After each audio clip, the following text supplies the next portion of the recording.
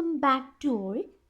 RCC എന്ന പാഠഭാഗത്തെ fabrication and construction details എന്നൊരു ടോപ്പിക്കാണ് നമ്മൾ ഇന്ന് ഈ വീഡിയോയിലൂടെ കവർ ചെയ്യുന്നത്. ഓക്കെ, നമുക്ക് ക്ലാസ് സ്റ്റാർട്ട് ചെയ്യാം. സോ ഫസ്റ്റ് നമ്മൾ എന്താണ് കണക്ഷൻ എന്ന് അറിഞ്ഞിരിക്കണം.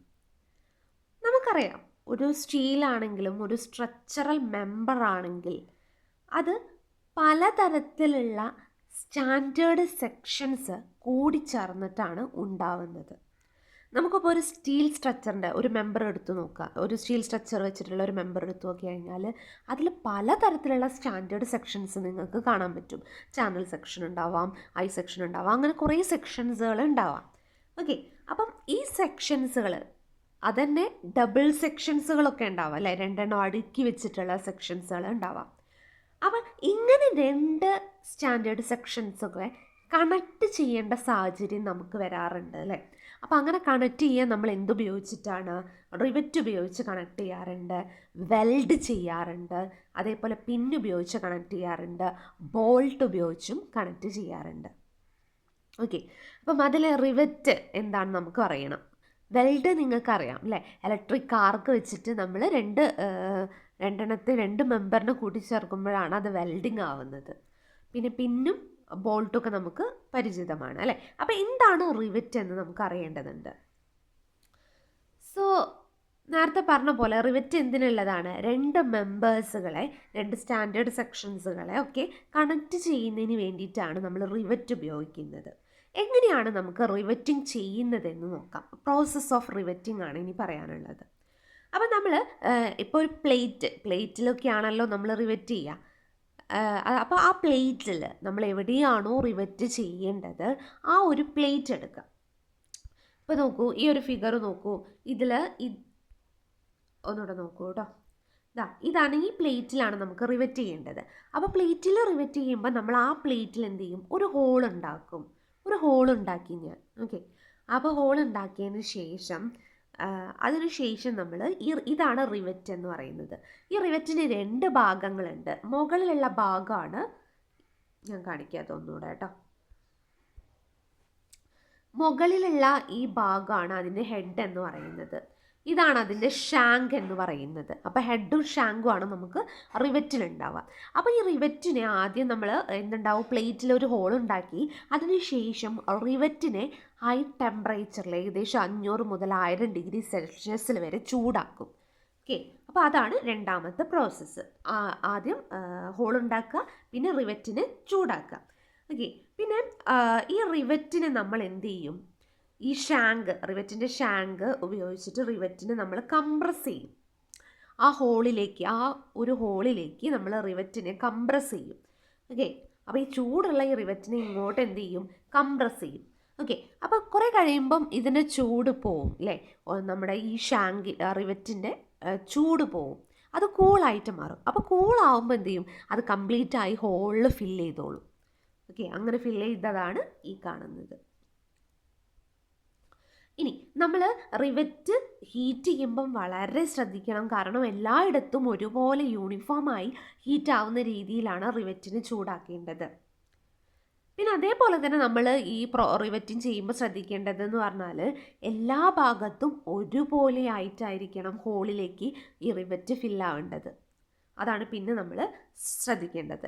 ഇപ്പോൾ നേരത്തെ നമ്മൾ ചൂടാക്കിയിട്ടാണ് റിവറ്റ് ഫിൽ ചെയ്തത് അല്ലേ. ഇനി ഇതേപോലെ കോൾഡാക്കിയിട്ട് തണുപ്പിച്ചിട്ടും റിവറ്റ് ഫിൽ ചെയ്യാറുണ്ട്. അതിന് സ്പെഷ്യൽ എക്യുപ്മെൻറ്റ്സ് വേറെ ഉണ്ട്.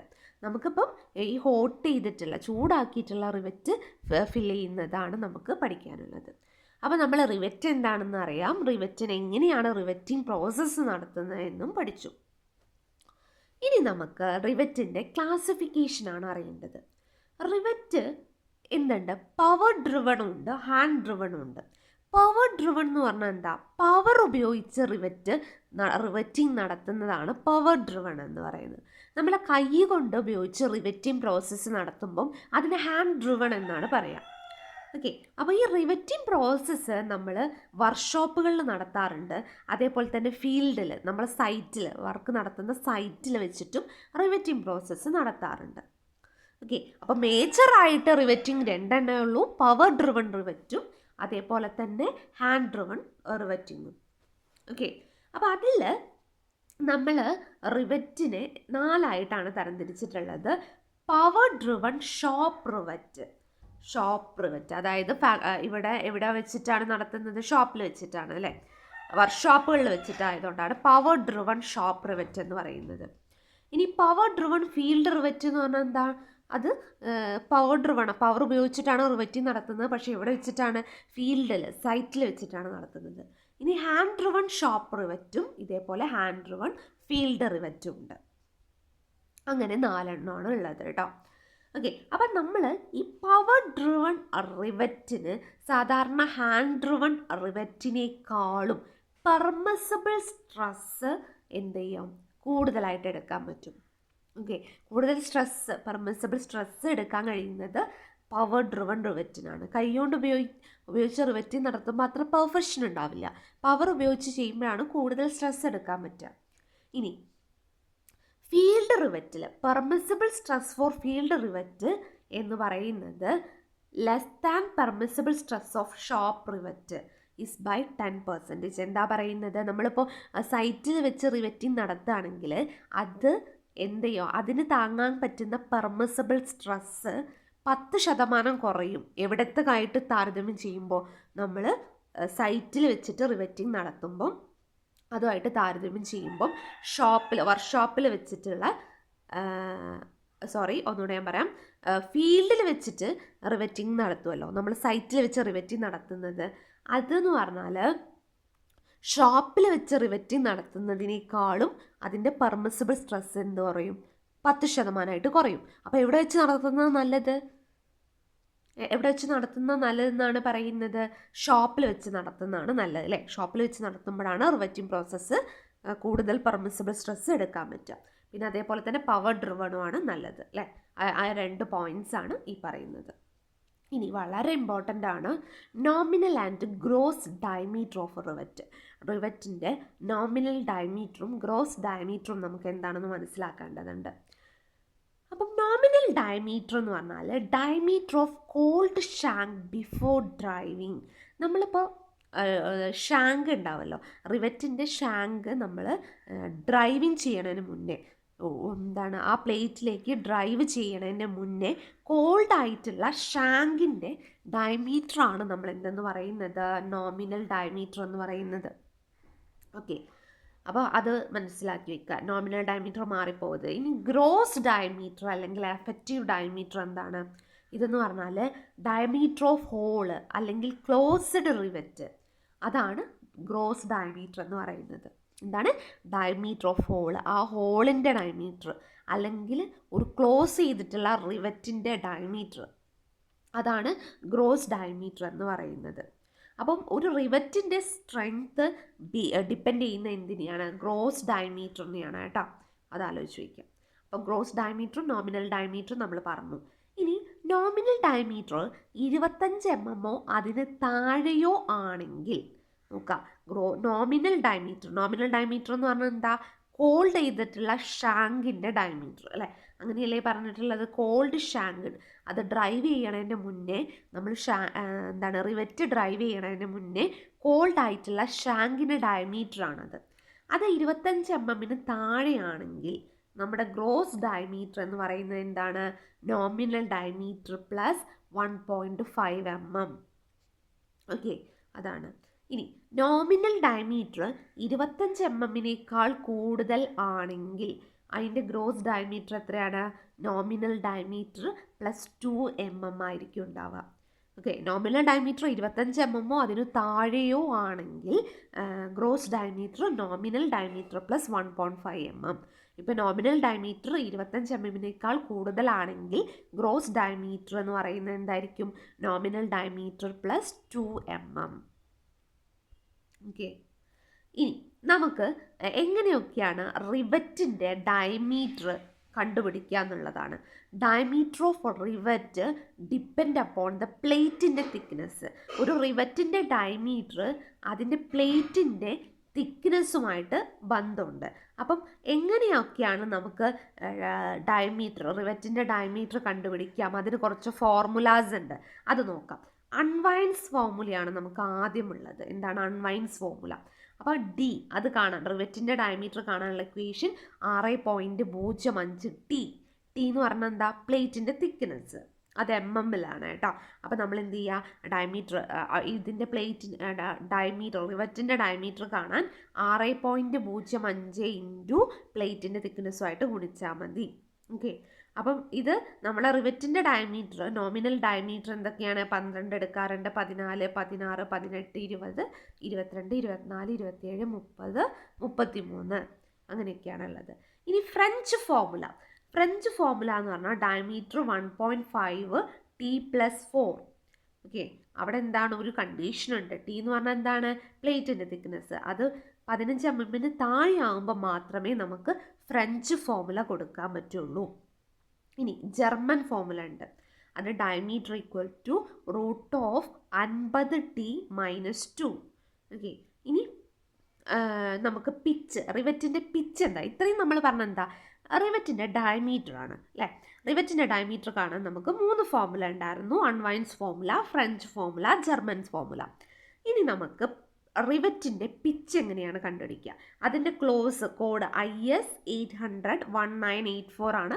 ആ കോഡിലാണ് നമ്മുടെ റിവറ്റിൻ്റെ പിച്ച് പറയുന്നത് കേട്ടോ. അപ്പോൾ അതിൽ മിനിമം പിച്ചാണ് കേട്ടോ. മിനിമം പിച്ച് എന്ന് പറഞ്ഞാൽ ഓക്കെ, ഇപ്പം റിവറ്റിൻ്റെ ഹോളാണ് ഇത് രണ്ടും റിവറ്റിൻ്റെ അടുത്തടുത്തുള്ള റിവറ്റിൻ്റെ ഹോളാണെങ്കിൽ മിനിമം പിച്ച് എന്ന് പറഞ്ഞാൽ ഇതിൻ്റെ സെൻറ്ററുകൾ തമ്മിലുള്ള ഡിസ്റ്റൻസ് ആണ്. Distance between centre of 2 adjacent rivet hole, അതാണ് മിനിമം പിച്ച്. അതൊരിക്കലും 2.5 times nominal diameter, 2.5 times nominal ഡയമീറ്ററിനേക്കാളും കുറവാവാൻ പാടില്ല. Not less than okay, not less than എന്നാണ് പറഞ്ഞത്. ഓക്കെ. അപ്പോൾ അല്ലെങ്കിൽ 3 ടൈംസ് നോമിനൽ ഡയമീറ്റർ ആണ് കേട്ടോ. അപ്പോൾ മിനിമം പിച്ച് എന്ന് പറഞ്ഞാൽ എന്താണ്? Distance between centre of 2 adjacent rivet hole should not be less than 2.5 times the nominal diameter of rivet. അത് 3 times nominal diameter of rivet എന്നും എടുക്കാറുണ്ട്. ഇനി നമുക്ക് മാക്സിമം പിച്ച് എന്താണെന്ന് നോക്കാം. ഇതെന്താണ്? ഡിസ്റ്റൻസ് ബിറ്റ്വീൻ 2 അഡ്ജസൻറ്റ് റിവറ്റ്, അടുത്തടുത്തുള്ള റിവറ്റുകൾ തമ്മിലുള്ള ഡിസ്റ്റൻസ് ആണ് മാക്സിമം പിച്ച് എന്ന് പറയുന്നത്. അതെന്തായിരിക്കും? ഒരിക്കലും 32T or 300 mm, അതിനേക്കാളും കൂടുതലാവാൻ പാടില്ല. അപ്പോൾ മാക്സിമം പിച്ച് എത്ര വരാം? 300 mm ആയിരിക്കും മാക്സിമം പിച്ച്. മാക്സിമം പിച്ച് വരുന്നത്, അതിൻ്റെ മാക്സിമം വാല്യൂ എത്രയായിരിക്കും? 300 mm ആയിരിക്കും അല്ലേ? കാരണം ഇതിൽ കൂടുതലാവാൻ പാടില്ല എന്നാണ് പറഞ്ഞിട്ടുള്ളത്. അവിടെ ടി എന്താണ്? തിക്നെസ് ഓഫ് പ്ലേറ്റ് തന്നെയാണ് കേട്ടോ. ഇനി the distance between centre of 2 adjacent rivet in line lying in the direction of stress shall not exceed 16T or 200 mm, whichever less. In tension member 12T or 200 mm, whichever is less in compression member. Okay. അപ്പം ഇനിയിപ്പോൾ സ്ട്രെസ്സുള്ള സ്ഥലങ്ങളിലാണെങ്കിൽ നമ്മൾ സ്ട്രെസ്സിൻ്റെ അതേ ഡയറക്ഷനിലാണ് ഉള്ളതെങ്കിൽ അവിടെ maximum pitch എന്ന് പറയുന്നത് 16T or 200 mm ആണ്. അതിലേതാണോ കുറവ്. ഇനിയിപ്പം which ever less in tension member, ടെൻഷനാണ് അവിടെ ഉള്ളതെങ്കിൽ കേട്ടോ, ടെൻഷനാണ് അവിടെ ഉള്ളതെങ്കിൽ അത് 16T or 200 mm ആയിരിക്കും മാക്സിമം പിച്ച്. ഇനി കംപ്രഷൻ മെമ്പറിലാണെങ്കിൽ അവിടുത്തെ maximum pitch 12T or 200 mm ആണ്. ഇതിലേതാണോ ചെറിയ വാല്യൂ? ടി എന്താണ്? ടി എന്ന് പറഞ്ഞാൽ പ്ലേറ്റിൻ്റെ തിക്നെസ് ആണ് കേട്ടോ, അത് മറക്കരുത്. അപ്പം അതിലേതാണോ അതാണ് ടെൻഷൻ മെമ്പറിൻ്റെയും കംപ്രഷൻ മെമ്പറിൻ്റെയും വാല്യൂസ് ഓർത്ത് വയ്ക്കുക. പിന്നെ ഇതിൻ്റെ വാല്യൂസ് ഓർത്ത് വയ്ക്കുക. ഇനി എഡ്ജ് ഡിസ്റ്റൻസ്. അപ്പം rivet hole must be sufficiently distance from the nearest edge of member, this to prevent cracking and subsequent failure of plate along the edge. നമുക്ക് നോക്കാം. ഇതാണ് പ്ലേറ്റ് എങ്കിൽ നമ്മൾ ഈ ഹോള് എപ്പോഴും സഫീഷ്യൻറ്റ് ഡിസ്റ്റൻസ് ആയിരിക്കണം, എഡ്ജിൽ നിന്നും സഫീഷ്യൻറ്റ് ഡിസ്റ്റൻസ് അകലെയായിട്ടായിരിക്കണം ഉണ്ടാവുക. അപ്പം അങ്ങനെ കൊടുക്കുന്നതാണ് എഡ്ജ് ഡിസ്റ്റൻസ് എന്ന് പറയുന്നത്. ഇതെന്തിനാണ് ഇങ്ങനെ കൊടുക്കുന്നത്?